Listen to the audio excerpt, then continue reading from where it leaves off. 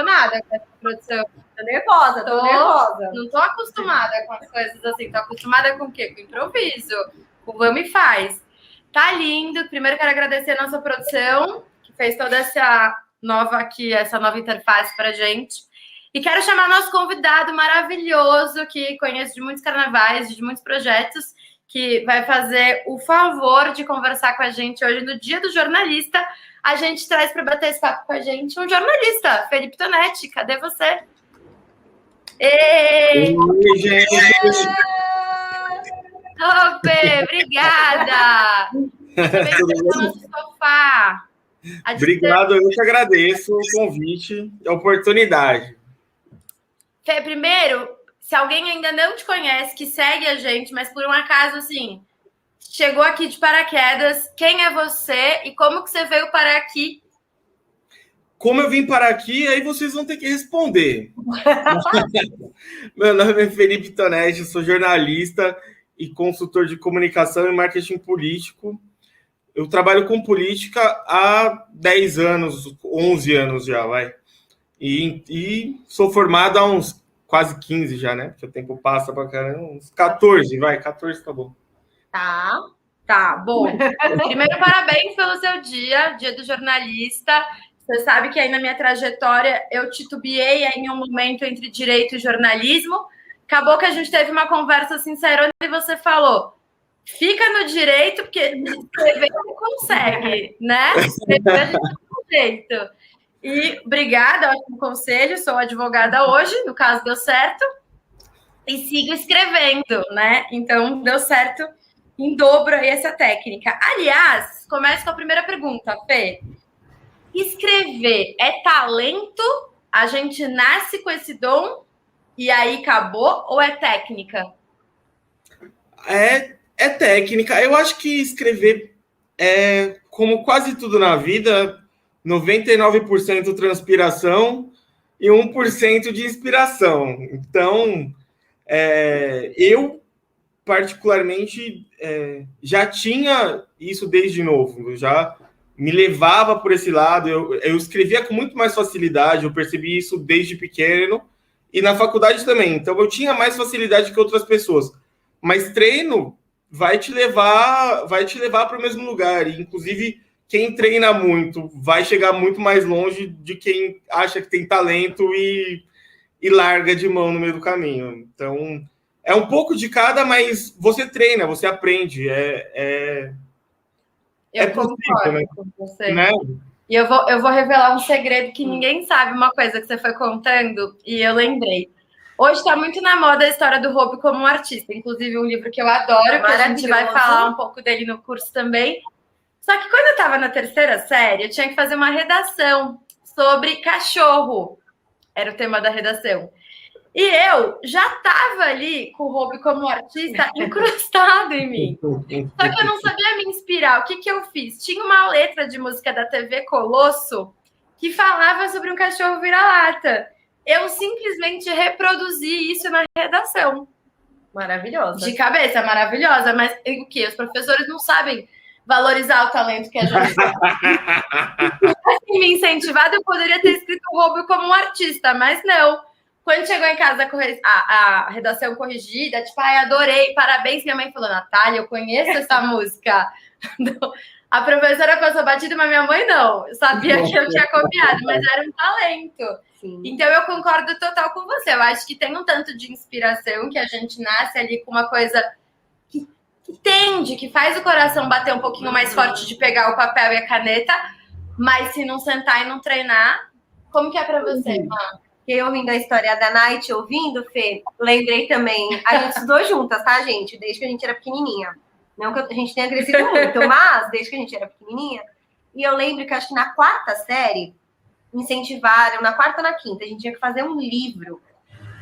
E era da Pocahontas. Foi na terceira, eu fiz também. Foi na terceira, então foi tudo na mesma série, gente. A gente era muito hobby como artista na terceira série. Porque eu roubei também o final da história que a professora leu de algum ano anterior. E aí eu lembro que eu fiquei com a frase final, que agora eu não lembro, mas que falava sobre continuidade, sobre sonho.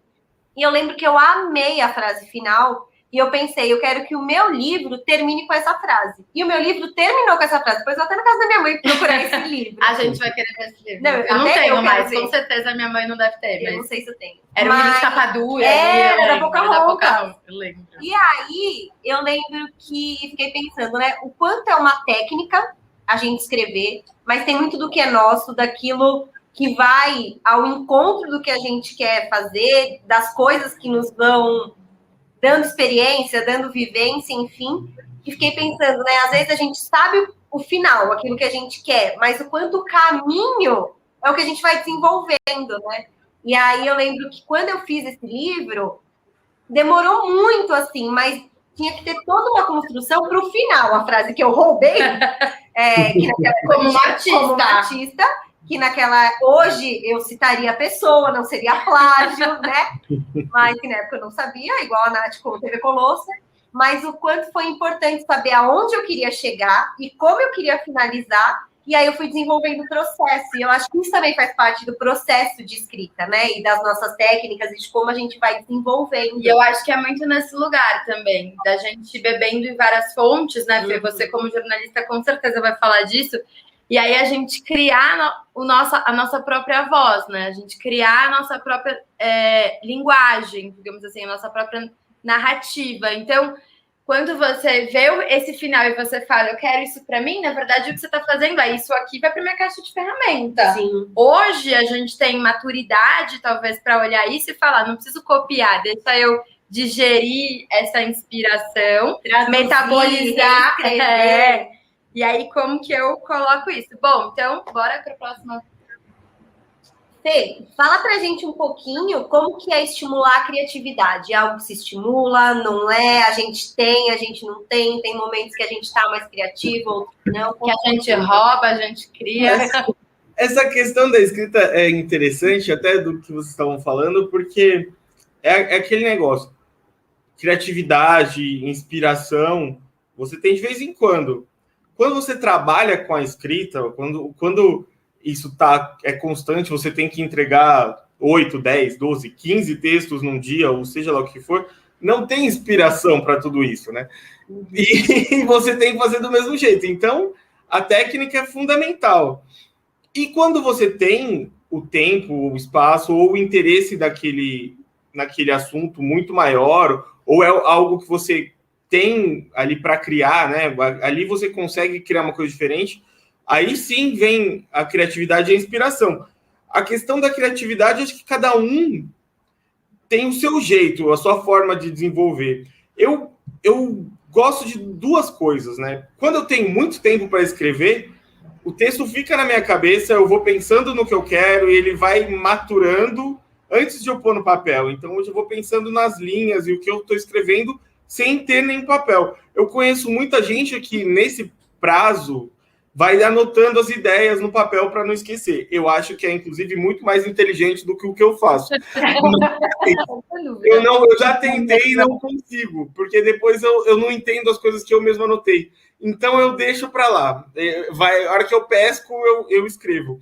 E tem duas formas de escrever. Uma delas é isso que vocês falaram, que é você ter um objetivo final e chegar até ele.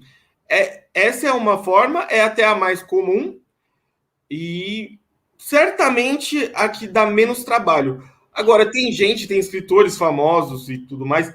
O Game of Thrones, por exemplo, o cara que escreve Game of Thrones, ele começa sem saber aonde ele vai. Ele sabe o que ele quer contar e vai. E não necessariamente ele vai parar onde ele estava imaginando no começo.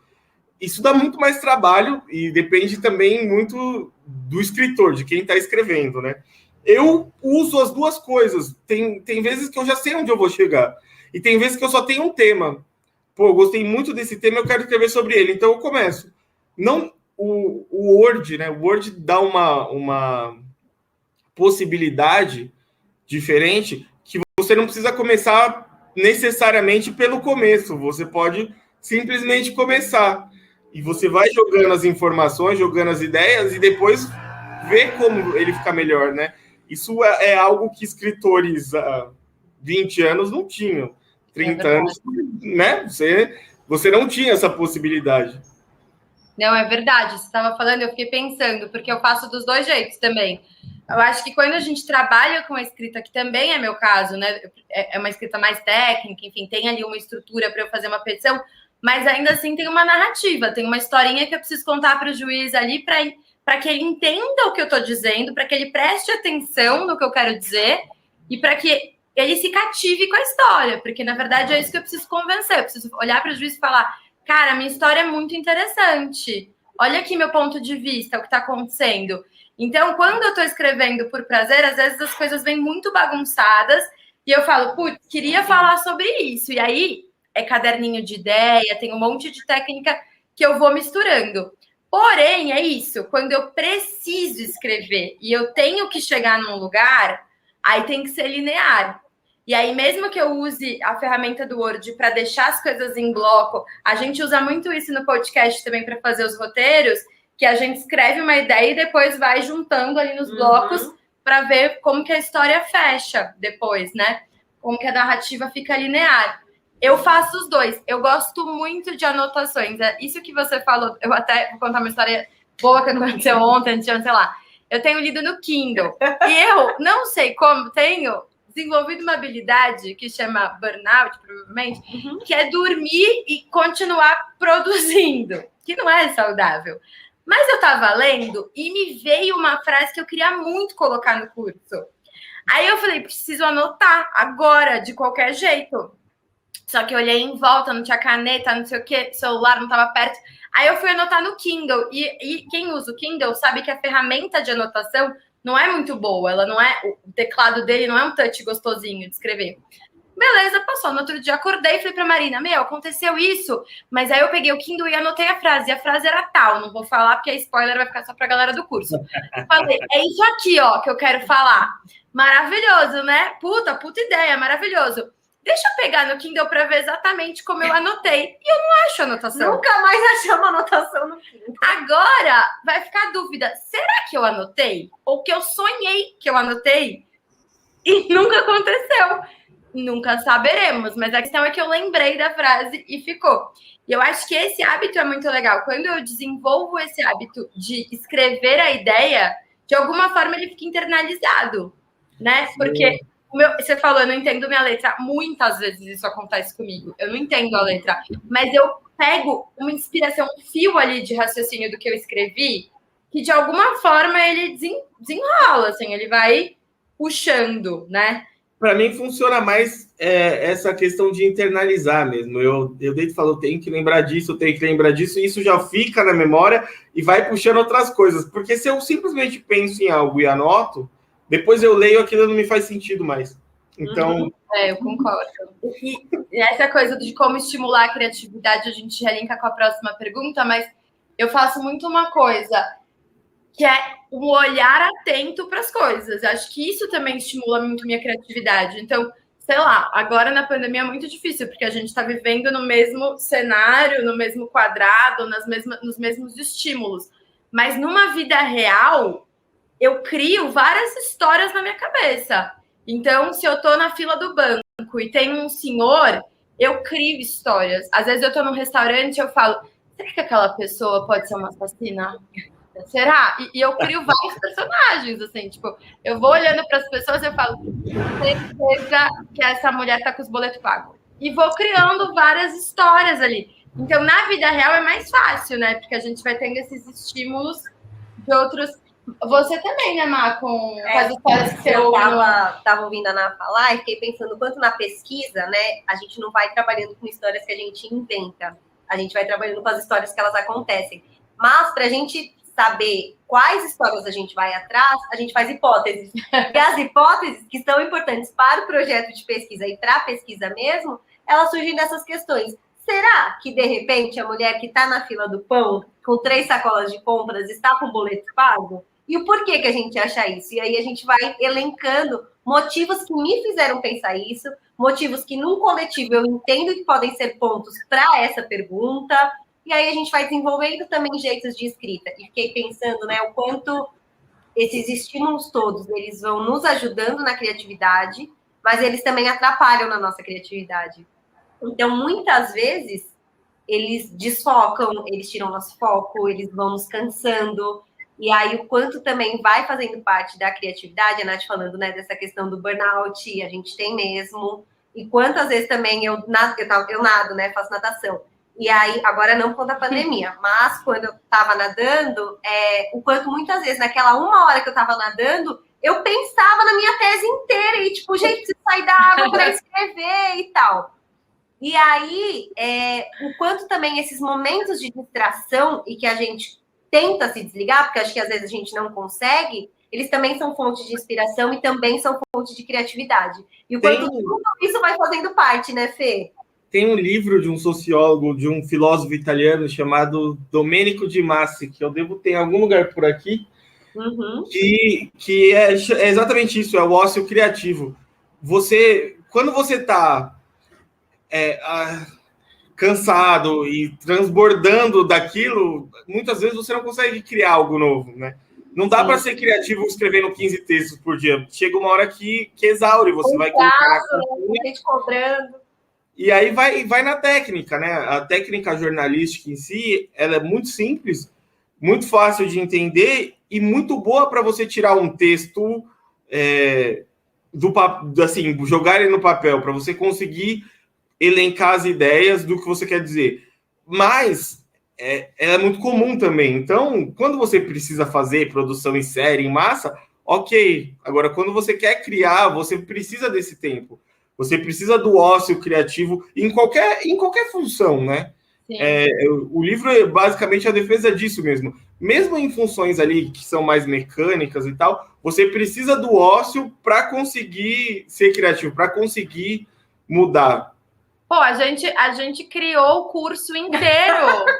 É que eu fico mal de falar a gente criou o curso inteiro, porque parece que um dia desceu um espírito aqui e fez a gente criar. Não, a gente tem uma bagagem aí de estudo, de produção, de técnica para chegar nesse lugar e falar, eureka, vamos fazer. Mas sabe aquele dia que, assim, a gente tava, tipo, aqui, assim, no sofá morta, cansada. Morta. Olhei pra Marina e falei, acho que eu comi hoje, acho que eu tomei Coca-Cola e comi bolacha o dia inteiro, porque minha alimentação é de uma criança de 6 anos. É mesmo. E aí, eu falei, tô muito cansada, eu também, não sei o que. E aí, nesses desabafos, porque é isso, a gente produz tanto, porque a gente tem que produzir, a gente tem que escrever. E agora, na pandemia, a escrita mais do que nunca virou a ferramenta que a gente tem. Porque antes eu não entendia o que você estava dizendo, acho que eu falei isso em uma outra live, em outro momento, eu ia até a sua sala e falava, Fê, não entendi, me explica. E aí a gente tinha essa comunicação direta.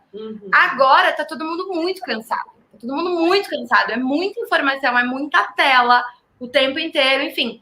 Então, quando a gente precisa que o outro nos entenda, a gente vai precisar fazer uma escrita muito redonda e estruturada para ficar muito claro, porque prender a atenção das pessoas, eu tenho certeza que quem está assistindo a gente aqui está tipo, com um link aberto, ouvindo, o outro no Instagram, é muito estímulo ao mesmo tempo. E aí, até isso é muito legal, porque quando a gente fala da escrita ativa, criativa ou acadêmica, embora seja uma coisa que a gente vai escrever para o mundo, né, que vai ficar, a gente vai falar muito disso no curso, que não existe escrever para a gente vai escrever para o outro, de alguma forma, nem que seja para o outro eu em outro momento, mas é uma coisa que você faz para você, é seu, né? Na hora que você senta ali, pega o papel e a caneta ou abre a página do Word, é o que você quer colocar ali. E aí você isola essa produção massiva de ter que fazer. O que vem nesse momento do ócio, digamos assim, que o ócio também nem precisa ser sempre criativo, mas quando ele vem nesse lugar, a gente fala, mas vamos fazer um curso? Vamos fazer, então, vem desse lugar, da gente olhar e falar, puta, baixou, agora eu consigo pensar nisso, agora a gente consegue sentar e falar, vamos estruturar isso e jogar para frente. Bom, vou linkar com a próxima pergunta, então, que tá tudo bem amarradinho aqui. A gente tá falando de criatividade, produção de conteúdo, e uma das coisas que eu sempre ouvi quando eu disse que eu ia fazer direito você vai ler muito. E, de fato, mas eu sempre li muito. Aliás, tem uma curiosidade, que quando eu era criança e não sabia ler, eu decorava as histórias e aí eu fingia que eu sabia ler. De tanto que eu queria saber ler. Então, vem a próxima pergunta, Fê. Para escrever bem, tem que ler muito? não dá, uma coisa não vive sem a outra, né? Não dá para escrever sem ler, não tem como você escrever bem sem ler, e eu acho que não dá nem para você desenvolver a sua própria forma de escrita sem ler vários autores, porque você se inspira e às vezes você nem percebe e está fazendo de um ritmo ou de uma forma que você gosta, que é muito parecido com determinado autor, e aí você lê outro e mescla isso, até chegar no que você escreve, em como você escreve. Tem vocabulário, né? O vocabulário é essencial para escrever e não é falar difícil, mas é vocabulário na forma de construir, inclusive, né? Tem muita gente que acha que escrever bem é escrever difícil e não é isso. Não mesmo, né? Quanto mais simples, melhor. Mas você precisa ter vocabulário, você precisa conhecer outros tipos de escrita, outros autores para conseguir escrever. E nesse momento, não nesse momento só de pandemia, acho que nesse momento que a gente vive de modo geral, a gente tem muito estímulo, muita informação na internet, e é muito difícil de se concentrar num livro maior, né? Em algo mais robusto, numa ideia mais profunda, porque é tudo muito automático, muito rápido. Uhum. Então é essencial e não é fácil, né? É difícil. Ler um livro, ler alguma coisa é cada vez mais difícil. Sei, fiquei pensando um pouco, né? Que quando a gente está na academia, ou a gente está escrevendo, não necessariamente quando a gente está na academia, a gente está escrevendo um artigo, e eu estou falando mais pelo viés da pesquisa e da parte teórica. Nós temos que ler muitos autores para poder validar o argumento que a gente está colocando, ou por ser um texto que vai num determinado tipo de revista científica e precisa ter um número X de autores, isso também vai estar no curso mais detalhado, mas assim, o quanto muitas vezes, eu também já fui essa pessoa, e eu sou algumas vezes, a gente não para e lê o texto. A gente vai atrás de caçar alguma frase que justifica aquilo que eu quero falar. Eu não vou falar por mim mesma somente, e aí eu preciso justificar. E quantas vezes eu já não li texto e livro e teses de outras pessoas em que, sei lá, eu fui procurando linhas, achei, não, isso daqui é importante. E aí, às vezes, a gente está justificando com uma pessoa que eu nem sei se ela está falando a mesma coisa que eu quero falar, se é um ponto de vista diferente, se ela tem uma outra argumentação que eu sou totalmente contra, mas o quantas vezes, por conta disso, né, eu tenho que produzir muito, e a gente é o que a gente produz, e tempo é dinheiro e tudo mais, a gente não lê as coisas. E aí, quanto ler mesmo é importante, porque eu acho que muitas vezes a gente passa o olho para justificar aquilo que a gente está escrevendo. Você acaba, se você faz esse tipo de coisa, e tem vários exemplos, mas você acaba dando brecha para cometer esse tipo de erro, né? A pessoa pode estar falando exatamente o contrário do que você quer dizer, né? E aí é credibilidade, reputação, é algo que você, que quem sabe, quem conhece do tema vai olhar e vai falar, não leio mais. Até pelo próprio autor, né? Por exemplo, a gente sabe que alguns nomes são conhecidos por ter um posicionamento. E aí, de repente, se você não se aprofunda, você pega ali aquela pessoa aleatória e cita, a pessoa, eu mesma, às vezes eu vou ler uma coisa, aí eu vou ver quem ela tá citando e eu falo, puta, mas esses caras só falam bosta, tipo, não vou nem ler. E aí, às vezes, é isso, tipo, faltou ali aquela pesquisadinha para falar, será que eu não preciso me aprofundar e dar uma chance pro texto, né? Isso não é coisa só de quem tá começando, não. Você tem bastante autores famosos, articulistas de grandes revistas, e eu não vou citar o nome agora, mas que tem vários exemplos de que, assim, você não leu e tá falando bosta. Olha aí, tá vendo? Mas é isso, no moral da história, eu leio muita coisa ao mesmo tempo. E aí eu misturo as histórias. Agora eu tenho procurado não ler coisas muito parecidas junto, porque por exemplo, se eu estiver lendo dois romances, com certeza eu crio uma fanfic ali de um personagem de um livro com outro, e nem existe. Eu tô fazendo parte de um clube do livro, eu até falei, gente, se eu falar alguém que não existe, é porque eu tô misturando. Eu estou tentando me atentar a não misturar tanto. Embora, para mim, não tem nenhum problema, assim. Tipo, posso misturar e acabou, tá tudo certo. Só que, de repente, a gente começa a ler uma coisa que prende tanto a gente, que você fala, cara, eu comecei a ler esse livro do Kubrick, que é o cara do terror, que é um livro que ele fez sobre escrita. Eu acordo todo dia falando do livro, porque eu tô encantada. Eu já tinha lido bastante coisa do Kubrick, inclusive, vou contar para vocês que um dia eu roubei... Stephen King, né, Natália? Oi? Stephen King, não era? É. Eu tô falando Kubrick. Porque ela já tá misturando. Porque eu já tô misturando. Tá 1000 coisas ao mesmo tempo.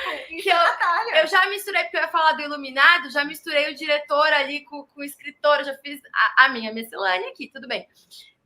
Eu roubei o Iluminado da biblioteca do colégio, porque eu cheguei atrasada. Peraí, Ju, vou responder. Peraí, vou responder porque eu vou perder. Ju, Natália, você tem costume de fazer anotações das suas leituras? Muito, Ju. Muito. Não sei se tem. Ó, aqui, Má, pega do ladinho. Eu quero pegar um livro meu. Olha, esse bloquinho mesmo. Ó, enquanto vocês estão aqui, eu vou pegar um meu. Aqui eu vou mostrar meus livrinhos que estão aqui do lado do sofá, tá, Ju? Isso aqui eu faço anotações maiores. Então, putz, estou lendo um negócio e tive uma ideia genial. Colo aqui o post-it no livro. Para além do que, ó, dá para ver, gente? Tá focando? Tipo, muito blogueira. Dá para ver? Agora dá para ver melhor. Isso tudo aqui eu vou marcando e fazendo anotações. Eu não empresto o livro justamente por isso, porque eu converso com o livro o tempo inteiro. Puxo flecha, meus livros são tudo rabiscado. E aí, qual que é o problema? Se eu empresto um livro, primeiro que eu perco várias das minhas anotações, e segundo, que a pessoa tem um acesso a um portal ali, para entrar numa particularidade minha, que eu não quero abrir esse portal para qualquer pessoa. Então, converso muito. Só para concluir o raciocínio do que eu estava dizendo, que senão eu me perco toda, porque Ariana, né, não foca. Eu estava no segundo colegial, cheguei atrasada na aula e comecei a ler o Iluminado, do Stephen King. E aí, deu o sinal, tive que voltar, não tinha carteirinha da biblioteca. O que eu fiz? Óbvio, roubei o livro, porque, né, com 16 anos eu era uma menor infratora, no caso. Já prescreveu o crime, então tanto faz. Matei um livro até hoje aqui em casa, esses dias. E aí comecei a ler esse livro dele de escrita, fiquei alucinada com o cara. Eu vou falar bastante de várias coisas que ele traz no curso, mas eu fiquei encantada. E eu acho que é isso, né? Eu acho que a leitura é repertório. Eu acho que o que faz a gente escrever bem é escrever. Porque você pode ler muito, se você não sentar e treinar, a conta não fecha. Mas te traz repertório, sem dúvida. Aí, mostra, Márcia. Não gosto de ficar para trás, tá, gente? Sou capricorniana. Então, vou mostrar minha organização. Eu gosto que a gente justifica tudo com signo. E o Felipe nem acredita. Ele olha pra gente e fala... Nem o Thiago, que é o nosso backstage. Nem nossa produção, que é capricorniana. Aí, ó, o meu, Ju, por exemplo, todos esses daqui são meus cadernos de campo da minha pesquisa do doutorado. E aí, como eu fiz etnografia, também vou falar melhor sobre as metodologias no curso, tudo que eu vivenciei com as crianças, para quem não sabe, eu faço pesquisa para crianças e infâncias em Moçambique e o brincar. E aí eu anoto tudo que eu vivo com as crianças e com as famílias, e os momentos que eu tô lá, e meus pensamentos e tal, nos cadernos, todos. E daí, eu tenho vários post-its, vários, em cada parte do caderno. E aí eu vou separando também, tipo, o que é cada coisa. Aí eu separo nos post-its, separo nos cadernos, e aí eu tenho um caderno só dos post-its que eu tenho anotado. E aí eu tenho 2 post-its. Tenho um lá nos meus cadernos e um caderno só de post-its. E aí são as minhas legendas. Não dá pra ver. Marina deve ter alguma coisa em virgem. Ó, Marina deve ter alguma coisa em virgem. Não tenho nada em virgem. Nada. Mas, ó, e aí é isso, assim, porque... E aí eu acho que eu vou juntar já com a nossa próxima pergunta, que é o quanto como escrever pode influenciar. E aí eu acho que isso vai muito também das leituras, de como a gente vai fazendo e as anotações que a gente vai fazendo, porque isso vai influenciar na nossa escrita. E aí, Fê, acho que a questão agora é como a nossa escrita pode influenciar. E o Felipe é ótimo para falar disso, porque ele trabalha com marketing político. Então, assim, você escreve para influenciar, né? Antes de mais nada, o próximo curso pode ser sobre organização. Te dou uma bolsa. Eu preciso. Vem nosso primeiro inscrito, gente, nosso primeiro aluno. Vem com a TO. Pode vir com a TO que a gente faz. Agora, eu trabalho com comunicação política. Se eu não for persuasivo, eu vou morrer de fome. Porque política é basicamente isso. Você é convencer, né? Então, a escrita persuasiva, o discurso persuasivo, o discurso político, ele é essencial. Em várias outras áreas também, né? Quando você precisa convencer do que você está falando. Os meus textos, seja para o que for, meus pessoais ou quando ghostwriter, né, escrevendo para políticos e tudo mais, eles são sempre muito persuasivos, eu já percebi isso. Eu tenho até dificuldade em não ser assim, em tentar não ser persuasivo. E a essência do texto persuasivo, acho que muitas coisas a gente já falou aqui. A primeira coisa, né, que é ali o ter um estilo e tudo mais, na verdade, eu acho que é ser verdadeiro. Você precisa criar empatia com a pessoa que está lendo. Então, você tem que passar uma verdade. Seja ela a sua verdade natural e tal, ou no meu caso, não necessariamente, porque eu escrevo sobre vários assuntos e assuntos que eu concordo e eu não concordo, mas eu tenho que levar a verdade do candidato, a verdade do político, o que ele acredita. Eu tenho que entender muito bem o que ele acredita para conseguir pôr no papel a ideia. Então, você tem que ser verdadeiro com o texto, com o que você está escrevendo. Se você não conseguir acreditar no que você está escrevendo, mesmo que você não concorde, você não vai conseguir persuadir ninguém. É verdade. Esse é o primeiro ponto, né? A segunda questão é você usar argumentos emocionais e morais. Contar uma história. É o que você falou, o meu é mais técnico e tudo mais, mas você está contando uma história. Mesmo no texto acadêmico, né, do doutorado, você está falando, a Marina está falando sobre crianças, ela está contando histórias. Então, se você usar esses elementos emocionais, contar aquela história e passar a verdade, você começa a ser persuasivo. De verdade. Que eu sempre dou essa dica para a galera, já dei no outro curso do Caminho do Direito, é uma dica que eu dou sempre, uma coisa que me ajudou muito quando eu fazia cursinho para o vestibular, era ler a Folha de sábado, que tem o Tendências e Debates. Tem todos os dias, na verdade, o Tendências e Debates, mas aos sábados eles trazem um tema, e aí, sei lá, qualquer tema, você é a favor de imprimir mais dinheiro. E aí traz lá um economista e fala, sim, sou a favor. Aí você termina de ler o texto e você fala, nossa, óbvio, vamos imprimir mais dinheiro, pode. Aí vem o não, aí é outro economista falando, não pode. Aí você termina e você fala, ué, não entendi o que dá para fazer. Mas isso é muito bom, vai ter uma aula só disso no curso, que é mudança de perspectiva. Como que eu faço, por exemplo, você falou, né, no Moral da História, tudo que a gente está fazendo é construir e contar uma história. Então, quando eu estou escrevendo uma petição, e isso serve para qualquer petição que eu escrevo, eu começo escrevendo não pela posição do meu cliente, eu começo escrevendo pelo outro. Então, se eu estivesse no outro lugar, o que eu falaria? Como eu trabalho muito com direito de família, então, e não atuo pelo pai, quase raro, assim, nunca, eu começo, se eu fosse o pai, o genitor, o que eu ia alegar? E aí eu começo escrevendo pelo prisma dele. Tá bom, era isso que eu alegaria, então agora eu vou rebater. Muda a perspectiva. Porque quando eu troco a narrativa e eu vou pelo outro, que eu discordo, que eu vou rebater, que é mais difícil, né? Porque é mais fácil para mim, estou envolvida com a minha cliente, eu tenho afeto, eu sei da história, eu acredito no direito dela.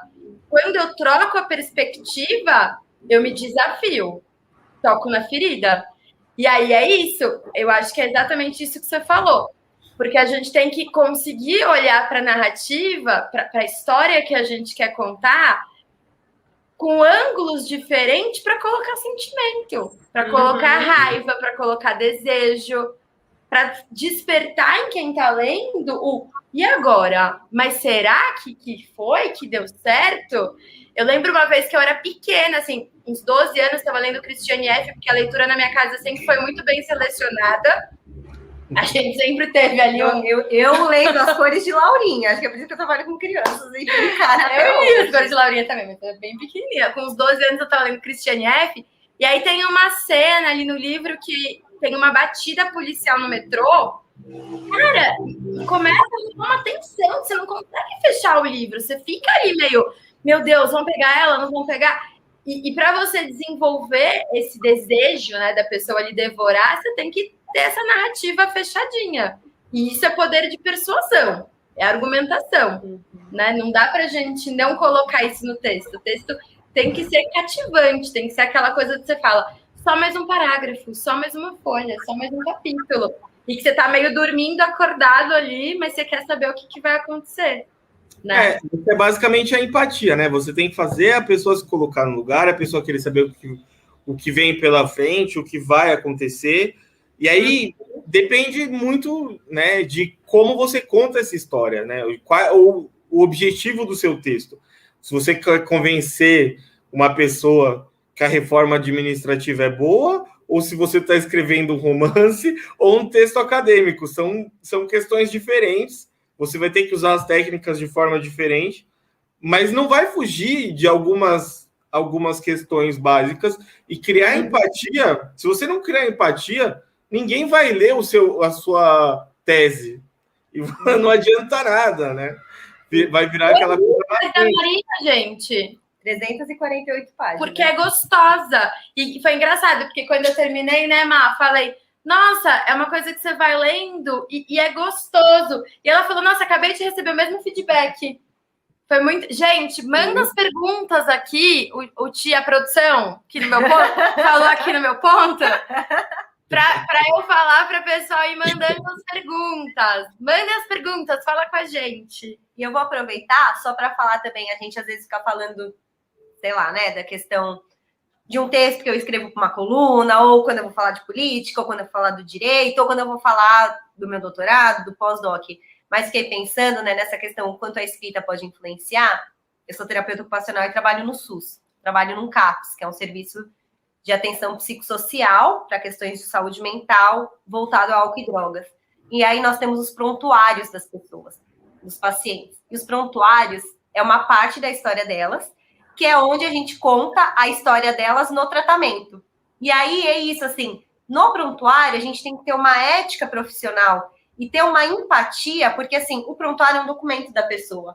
A qualquer momento, ela pode vir retirar e aí vai ver o que a gente escreveu dela, mas mais do que isso, muitas vezes a gente recebe pedido de relatório de conselho tutelar, a gente recebe pedido de relatório da defensoria, de várias partes. E o quanto, às vezes, o que a gente escreve influencia de uma maneira muito ruim. E aí a gente, às vezes, quer ajudar a pessoa que está naquele tratamento, que está naquele sofrimento, mas a depender dos termos que eu uso, do jeito que eu falo, do jeito que eu escrevo, era melhor ele nem ter vindo para o tratamento, assim, né? Então, para falar que, às vezes, não precisa ser um super texto ou alguma coisa que vá para o mundo, mas é isso, a partir do momento que sai da nossa mão, já está no mundo. E o quanto ele pode influenciar, tanto positivamente quanto negativamente. Até tem uma pessoa que está passando com a gente, aí a gente está todo trabalhando com a questão da guarda das filhas, tudo, e aí quando a gente vai para uma reunião, todo mundo fala uma versão de história que não é aquela que a gente escreve. E a gente fala, não, peraí, a gente vai pegar o prontuário. E aí no prontuário, não, ó, ela vem. Ela tá, os filhos estão juntos. Então, quanto escrever? E aí pode ser escrever no prontuário, pode ser nossa lição de casa, pode ser a nossa redação da terceira série. O quanto a influência, ela sempre vem por um afeto. E ela sempre, eu acho que ela vem por um afeto e ela afeta de algum jeito. E o quanto esses afetos são de diversos lados, de diversos jeitos, positivos, negativos, mas o quanto a gente tem responsabilidade. E aí, quando eu ouço essa nossa conversa, acho que vem muito isso, né? Como escrever pode influenciar, e o como escrever tem que ter uma ética também na escrita. Nossa, completamente. E a gente vai falar melhor disso no curso. Vamos. Ó, eu pensei duas coisas muito importantes para dizer. Uma coisa é que eu me lembrei que a nossa professora da terceira série, que na época a gente podia falar tia Aline, morava no prédio do Felipe. Mentira! Ah, eu tive aula com ela na primeira. Acabei de me lembrar que ela morava... Você teve aula com ela do quê? Ela, na primeira série. Ah, ela deu pra gente na terceira. Todo mundo E depois eu tive aula com ela de novo no colegial, porque ela dava redação e um negócio assim. Então, nossa professora da terceira série, que foi essa que eu fiz a redação roubando, e a Marina fez o livro, era essa professora que morava no seu prédio. E aí era agora. Minha vizinha da frente, inclusive. Oi? Era minha vizinha da frente. Olá. E você sabe como eu descobri isso? Porque isso vai para o encontro do nosso curso. Porque a gente teve um exercício para escrever uma carta. E era para escrever uma carta para sua melhor amiga. E para quem não sabe, minha melhor amiga era a irmã do Felipe, a Marina, a Marília. E aí, quando eu escrevi, pus o endereço lá, na época que eles moravam, ela falou, ué, é minha vizinha da frente. Foi assim, tá vendo? As histórias, elas se fecham de alguma forma. Tinha um porquê. Mas quando Marina falava, eu fiquei pensando, né, nessa coisa do prontuário, porque muitas vezes o prontuário chega para mim. Porque como funciona o processo? Às vezes, se ele tem uma perícia, vai juntar um laudo do psicólogo, um laudo do assistente social, um laudo de outras pessoas que vão contar a história daquela família. E aí eu vou ler, o Ministério Público vai ler, o juiz vai ler, todo mundo vai ler para chegar ali às conclusões diversas. E como muitas vezes eu poupo o meu cliente com um filtro. Então, o que é o meu papel? Filtrar o que está escrito em todos esses prontuários, em tudo isso, para chegar para o meu cliente de um jeito com empatia, com carinho e contar o que está escrito ali. Porque a gente muitas vezes usa as palavras para machucar o outro, né? E, infelizmente, a ética do direito acolhe esse ringue, né? Acolhe essa briga por palavra, essa briga de narrativa, né? Então, enquanto a Má falava, eu fiquei pensando nisso, assim, quanto muitas pessoas se lessem um processo que elas estão envolvidas, como que aquilo ia doer muito. Você vê o que o outro está falando de você, e não é o outro que falou para um advogado, que interpretou aquilo, jogou no processo. Sem, às vezes, nem te conhecer, né? Sem nem te conhecer, e você fala, pô, mas esses dias eu tive que fazer uma confirmação de fatos com uma cliente, e é um processo entre ela e a mãe, sabe? E ela falou, não acredito que minha mãe juntou isso no processo. E juntou, sabe? É isso. Então, como que a escrita, ela tem essa influência, ela pode ser persuasiva, e ela tem essa influência, e como que é linear, né? Como que é uma coisa assim do tipo, cara, uma coisa que você escreveu ali, você deixou, e você deixou no tom, a gente capta e magoa. Então, até isso, como em tempo de WhatsApp, em tempo de tanta coisa que a gente tem que se comunicar, como que a gente pode, de repente, se expressar de um jeito com uma responsabilidade pelo outro também? Cadê as perguntas, Thiago? Produção? Sobe aqui pra gente. Sobe as perguntas. Eu não sei se é automático, se não é. A gente tá muito chique nesse negócio novo. Tem um... Aqui, Natália. Você acha que o juridiquês um dia vai ser uma linguagem para todos os réis mortais? Boa. Não, essa é uma ótima pergunta. É ótima pergunta. Eu acho que, na verdade, é o contrário. Eu acho que o juridiquês vai cair em desuso. Não acho que todo mundo vai entender o juridiquês. Eu acho que a galera vai parar de usar o juridiquês para todo mundo, para ter uma linguagem mais acessível. Eu vou reformular porque eu falei meio embananado. Não acho que o juridiquês vai se tornar acessível, a ponto de todo mundo falar, agora eu entendo o que é um data vênia. Não acho que seja isso. Eu acho que a gente vai parar de usar juridiquês, porque não precisa. A linguagem, isso é muito legal a gente falar, ela é uma forma de opressão, né, Fê? Quando a gente decide falar muito difícil, é uma forma de elitizar o conteúdo, é uma forma da gente colocar ali uma pirâmide de quem vai ter acesso a essa informação e quem não vai ter. Então, por que existe o juridiquês? Primeiro, porque o direito é burguês, e aí a gente pode fazer um curso só sobre isso. O direito é burguês. O direito vem para servir uma burguesia, né? Com essa pergunta do Carlos, como vocês acham que é possível a escrita acadêmica mais técnica chegar até a população em geral? Ai, Ju, vem para o curso. Má, vou deixar com você. Eu acho que são perguntas que se complementam. E estava até falando, quando a gente estava pensando no curso, né, em fazer o curso, a gente estava pensando, escrita acadêmica, escrita criativa tal, e a gente falou, não precisa ser um ou outro, pode ser um e outro, né? E não fazendo propaganda minha, mas já fazendo, quem pegar texto meu para ler é super simples. Por isso que eu falei que eu li sua tese, tipo, não é um negócio... Porque assim, Ju e Carlos, pensando, não sou do direito, não falo juridiquês, mas tem toda a questão de falar de forma acadêmica, e aí a gente vai achando que os jeitos mais difíceis, enquanto tem uma palavra que é super simples, mas ela é simples, então a gente vai procurar o sinônimo, e aí pega um sinônimo que a gente nunca nem viu. Nem fala, nem sabe escrever, sabe? Coisa assim, faz o Ctrl-C, Ctrl-V, porque é mais fácil para não errar.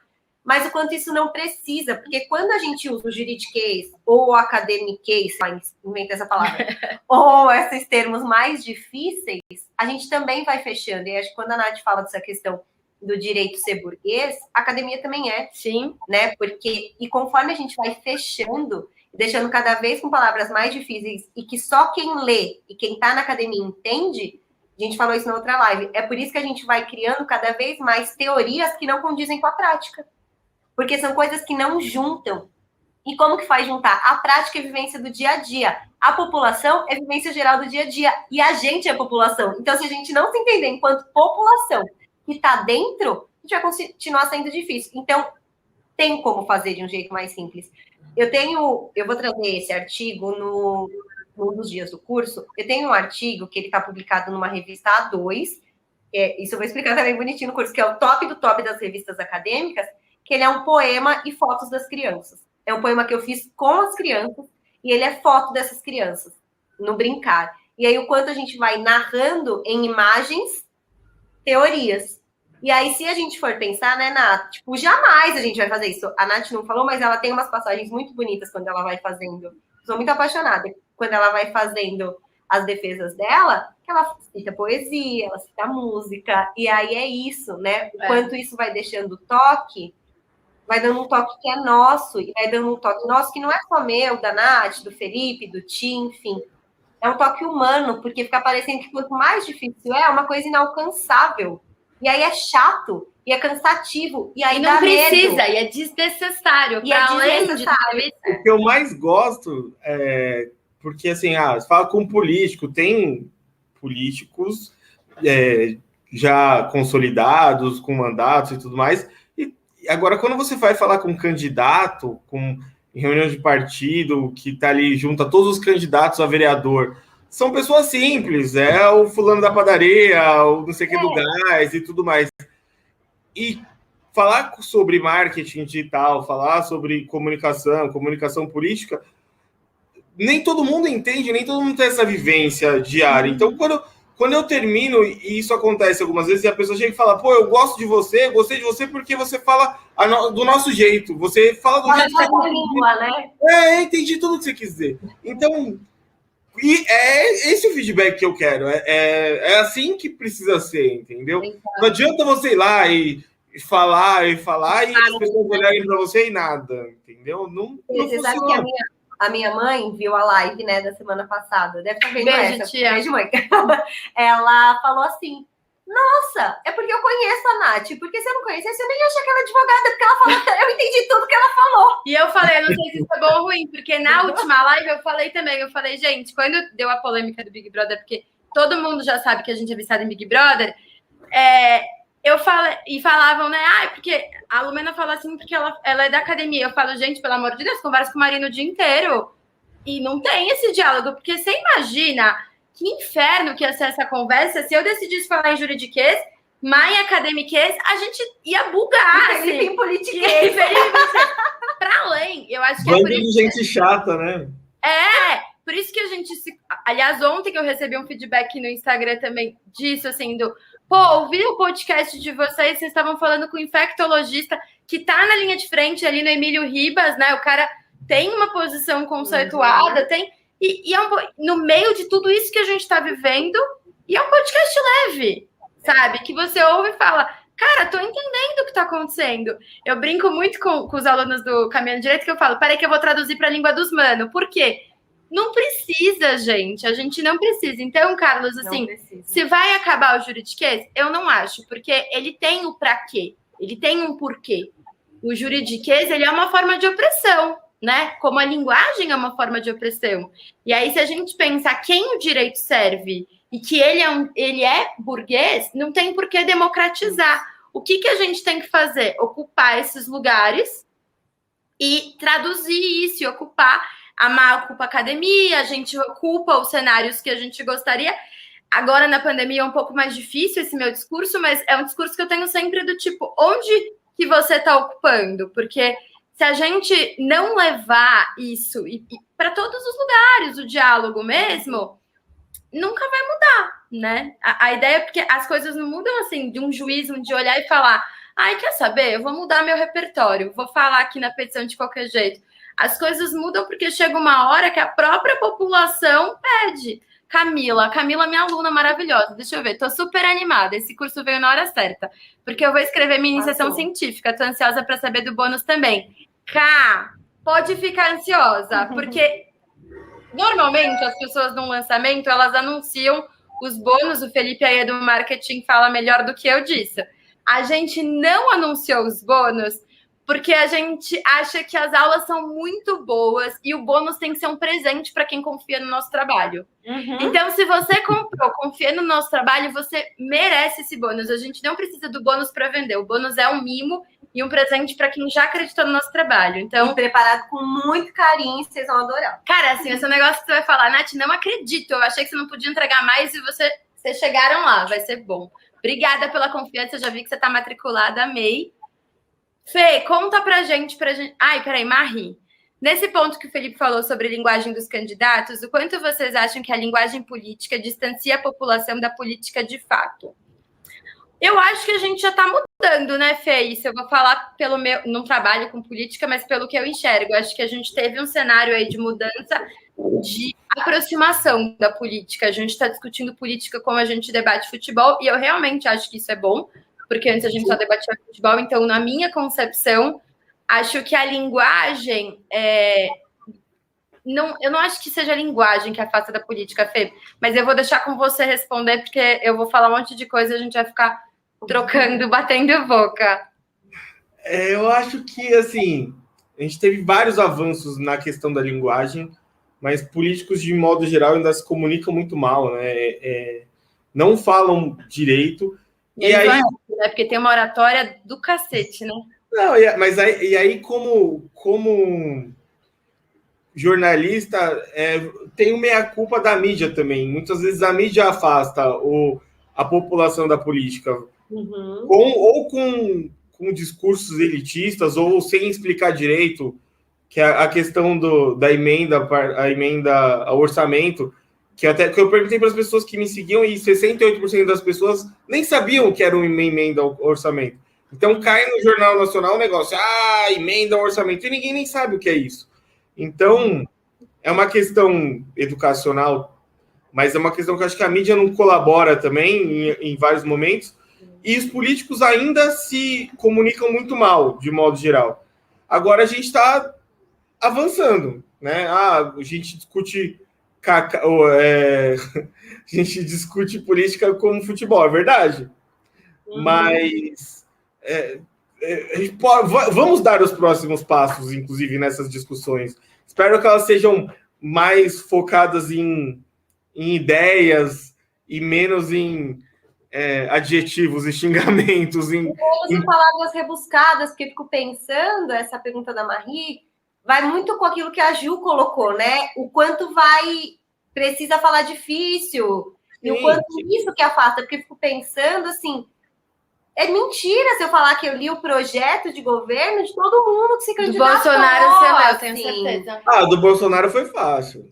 Mas é isso, assim, né? Por que tem que ser? Por que dá preguiça às vezes? Porque é isso, porque é difícil. Então, para eu não me sentir burra, eu nem vou ler.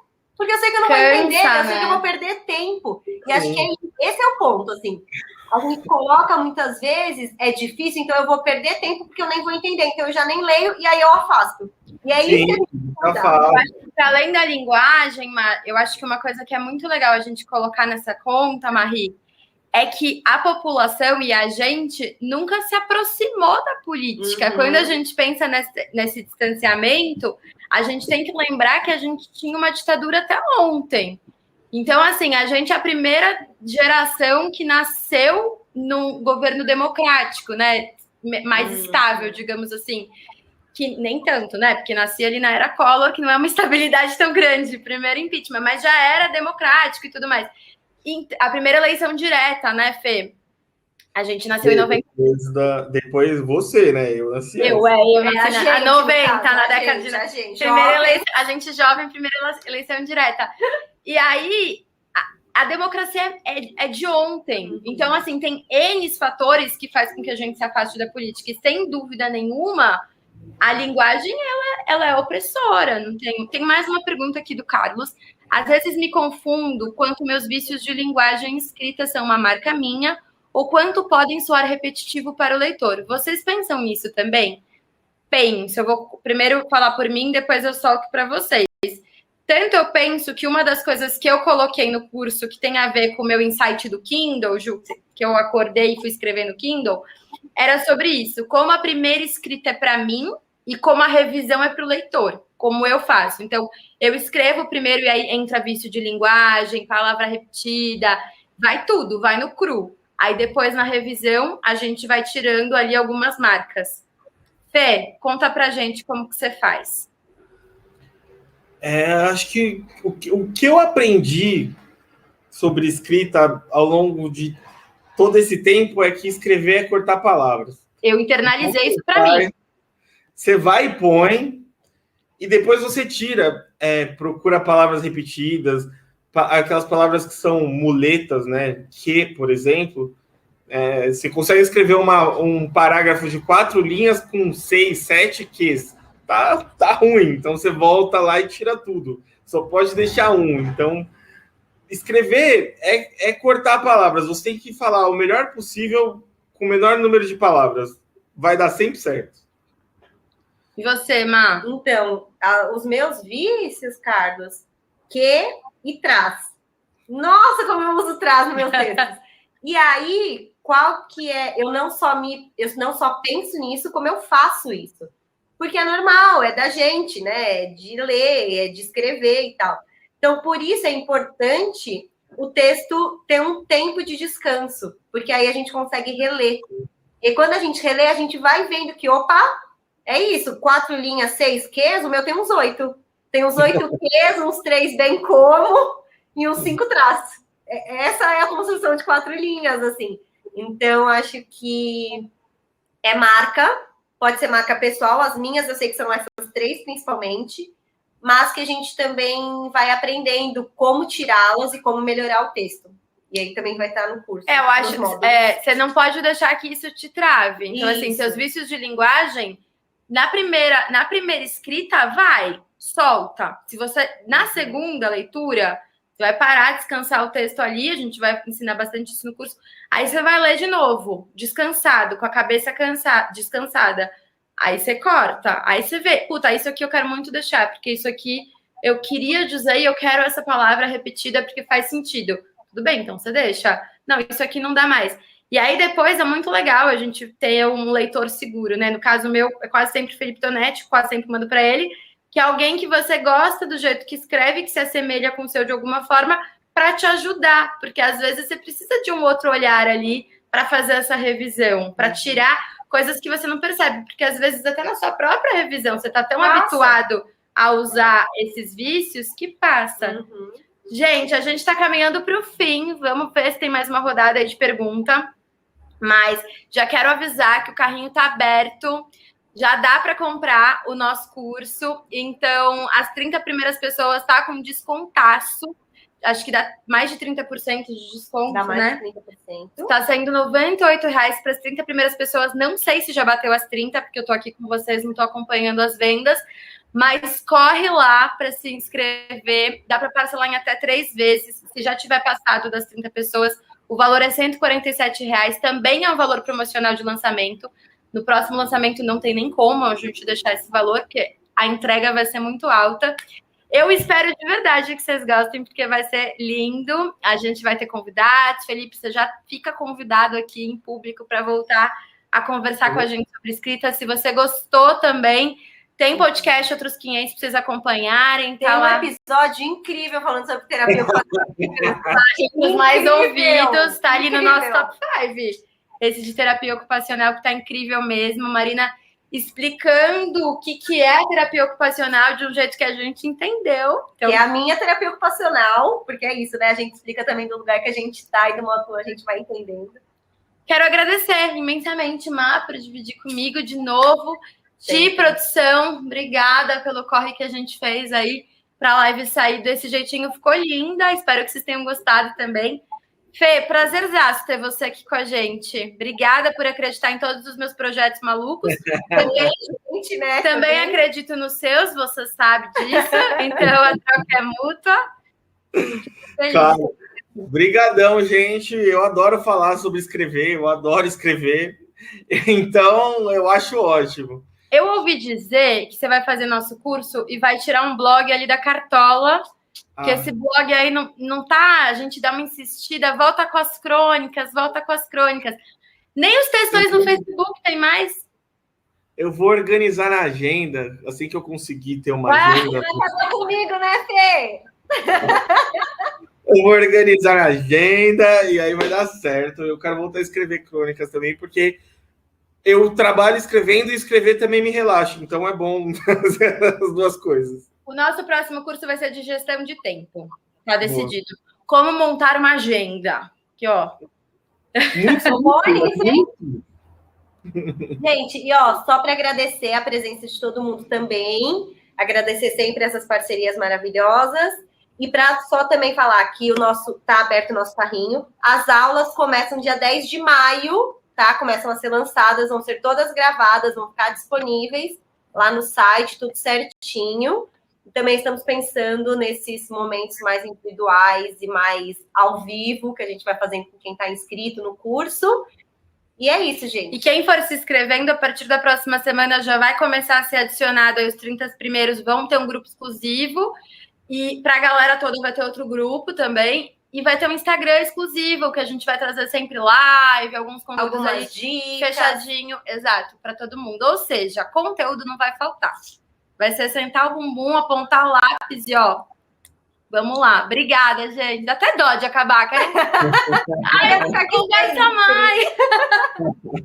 Vamos parar de transmitir e continuar conversando? Um beijo, obrigada. gente.